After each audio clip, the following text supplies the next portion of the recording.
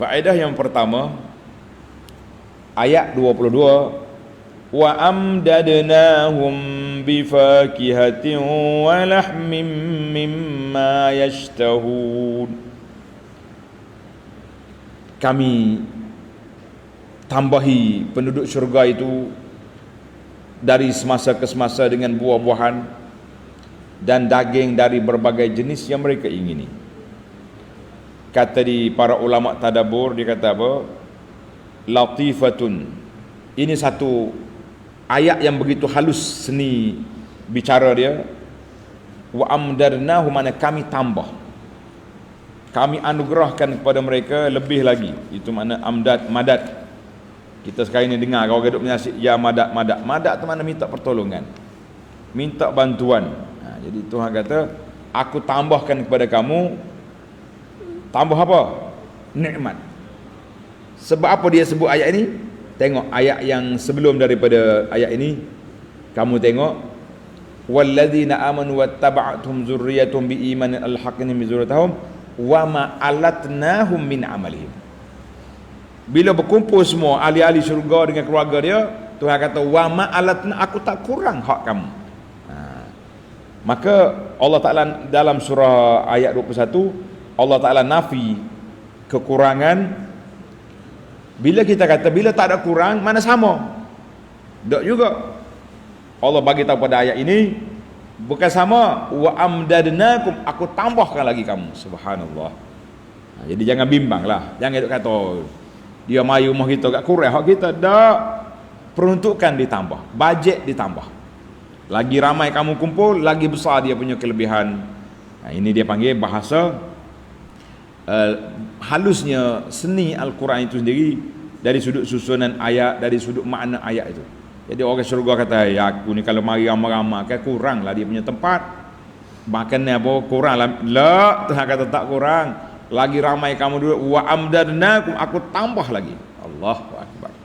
Jangan bimbang para jemaah sekalian, jangan duk bimbang. Kita bimbangnya sampai ke tidak ke syurga, itu yang kita bimbang. Maka Allah kata apa? Aku tambah lagi dengan buah-buahan, dengan daging-daging, dan segala minuman-minuman yang ada itu semuanya disediakan untuk kamu. La laghun wala ta'sim. Tuhan kata tak ada dosa, tak ada lagi benda yang lara, benda yang sia-sia. Makanan tu mabuk tidak, sedap semata. Tak ada kolesterol, tak ada apa dia panggil ni, asid hok kena gaut ni, tak ada. Bismillah je makan je kita. Yang pentingnya kita kena sampai ke syurga dulu. Itu yang penting sekali. Kalau tak sampai, tak ada apa. Nak apa lagi nikmatnya sudah tidak ada. Itu yang pertama. Itulah yang kedua. Wa yatufu alaihim ghilmanul lahum. Dan mereka dilayani oleh anak-anak muda, pelayan-pelayan yang cantik, yang sentiasa bertawah beredar di sekitar mereka, yang comel-comel belaka. Dia panggil lahum. Pelayan ni khas untuk mereka. Allah Ta'ala beri pada mereka ai milkuhum, menjadi milik dia. Dia tak pergi lain dah. Budak-budak ni duk tunggu kita ya dia. Dia tunggu kita. Maknanya awak nak suruh apa, awak nak apa, dia tak pergi lain, duduk situ. Dia ada sekali dengan kita, dia duduk situ. Allah Ta'ala ciptakan khas, makhluk khas, wildan ataupun ghilman ini khas, diciptakan untuk menjadi pelayan kepada ahli syurga. Jangan kata oh, budak-budak ni, ada orang kata pelayan-pelayan tu anak-anak yang mati atas dunia. Tak cukup. Ramai pelayan ni, seorang-seorang ahli syurga tu berapa duk layan dia. Allah Ta'ala buat khas untuk dia. Allah Ta'ala buat khas untuk ahli syurga tu pelayan.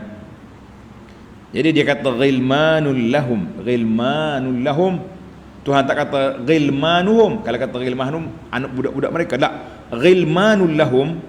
Jadi supaya kita tak fikir budak-budak ni hak mari mana, mari atas dunia dulu kat. Tak, Allah Ta'ala buat khas untuk dia.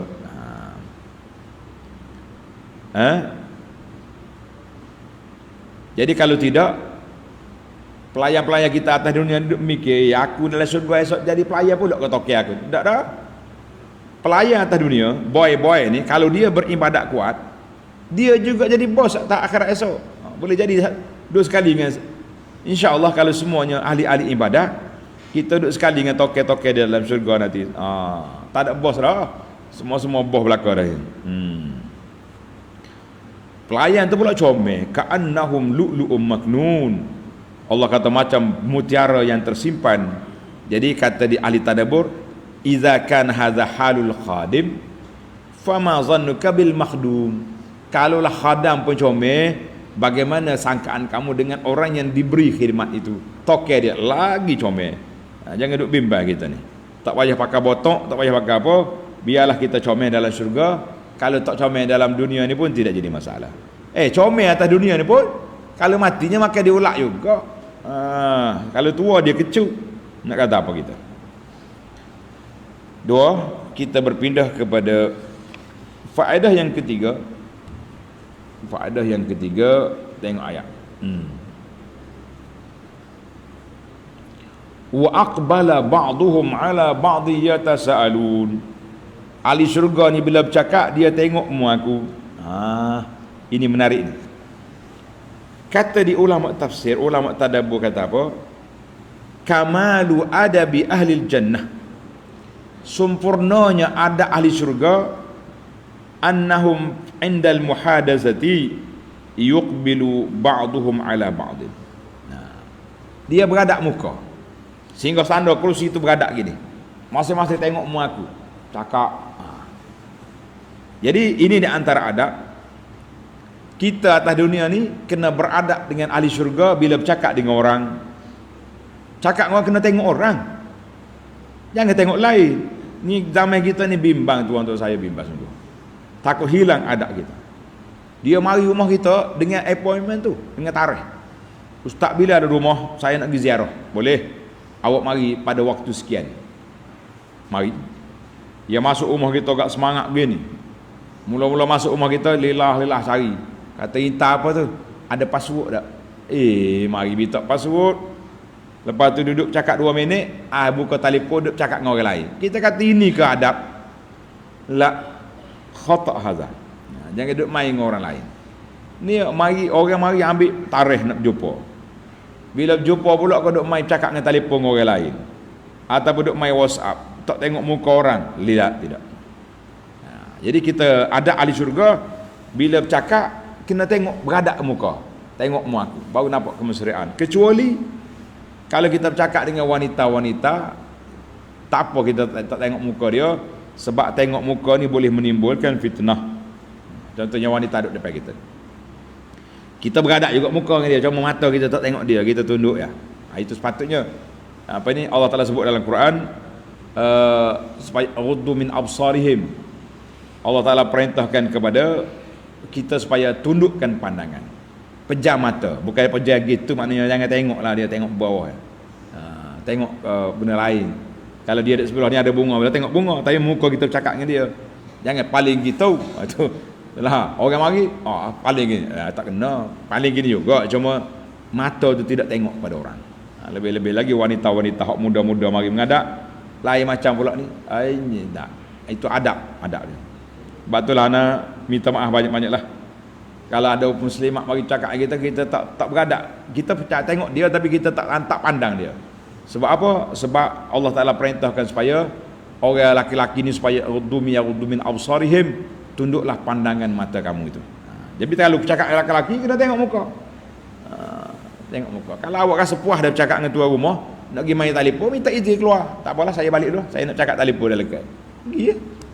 Telefon hari ni pelik apa? Dia ada apa ni? Ada nombor kan? Nombor. Kalau orang call mari, miss call, ada nombor situ. Pelik apa? Lepas ni kita call lah. Ni waktu kita call dengan tuan rumah. Kita mari pula dengan temu janji. Mari nak ziarah orang. Satu lagi yang peliknya, ni hak temu janji pelik ni. Kalau kawan lama tak jumpa, lama sungguh tak jumpa. Tiba-tiba dia telefon, Allah rindu anak kau Ustaz. Rindu lama tak jumpa ni, boleh kita jumpa? Oh boleh. Tu perhati pula belum. Dia mari tak ada 2 minit, tanya khabar. Berapa orang anak? Dah. Apa sihat lo ni? Prek buka katalog Wah mari nak jual barang. Ada juga perangai lagu tu. Allah ingat kau mesra sungguh. Kawan lama mari nak jumpa, kena kau mari nak tunjuk katalog, dia jadi ejen sekian-sekian. Subhanallah. Kita kata mesranya kawan zaman kita hari ni. Ada hak ketuk itu pukul 1 pagi ada. Sebab nak cari downline. Macam-macam cerita. Baik, jangan cara dunia, kita duduk dalam syurga sekarang. Wa aqbala ba'duhum ala ba'din yatasaalun. Ahli syurga tengok duduk beradak sama-sama dia.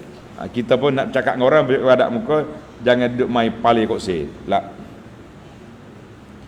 Yang keempat, ini mereka nyatakan sifat sebab-sebab dia selamat daripada neraka. Sebab apa? Ayat ayat 26, qalu inna kunna qablu fi ahlina musyfiqin. Mereka berkata sesungguhnya kami dahulu semasa berada dalam kalangan keluarga kami sentiasa merasa cemas takut daripada berlaku derhaka kepada Allah Azza wa Jalla. Jadi ayat ini tanda pelajar Allah Ta'ala sebut min asbabi dukhulil jannah, di antara sebab orang layak ke syurga, selamat dia daripada neraka, sebagaimana Allah Ta'ala sebut ayat ini, musyfiqun, sentiasa muhasabah diri, takut kita kepada Allah, takut cuai daripada beribadat kepada Allah Ta'ala, dan kita takut nak buat maksiat kerana kita takut kepada azab kemurkaan Allah Azza wa Jalla. Banyak sekali ayat-ayat tentang musyfiqun. Tadi kita dah sebut dalam tafsir tadi. Tanda tuan, surah Al-Ma'arij ayat 27, walladzina hum min azabi rabbihim musyfiqun. Kemudian surah Al-Mu'minun ayat 57, innal ladzina hum min khasyati rabbihim musyfiqun. Dan itu di antara ayat yang kita ada musyfiqun 3 kali dalam ayat yang kita baca ini. Dan sifat isfaq, apa makna sifat isfaq? Sifat takut pada Allah Azza wa Jalla itulah yang melayakkan kita untuk mendapat keampunan Allah. Jadi Tuhan sebut sifat ini menyebabkan dia selamat di akhirat esok daripada diazab oleh Allah Azza wa Jalla. Siapa nak selamat, bersifatlah dengan sifat musyfiqun, iaitulah takut daripada dimurkai oleh Allah Ta'ala, dan berhati-hati kita daripada terjebak dengan perkara yang dimurkai oleh Allah ataupun terjebak dengan perkara yang dilarang oleh Nabi sallallahu alaihi wasallam. Baik, yang terakhir, yang kelima, inna kunna min qablu nad'uhu.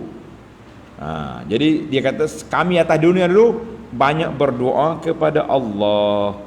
Banyak berdoa kepada Allah. Sebab itulah banyak hadis-hadis Nabi sallallahu alaihi wasallam menyatakan kepada kita, kita doa untuk diri sendiri, dan apabila kita mak ayah kita sudah tidak ada, kita mati, kita minta anak-anak kita jangan lupa doakan kepada ibu bapa. Sebab dalam hadis Nabi, tanda hadis ni hadis sahih, Nabi kita sallallahu alaihi wasallam bersabda, iza matal insan inqata'a amaluhu anhu amul illa min salasatin. Bila orang itu mati, amalan sendiri sudah tidak ada, tapi ada amalan yang dia tinggal. Apa dia? Au waladin, ada boleh baca au waladun salihun yad'ulah.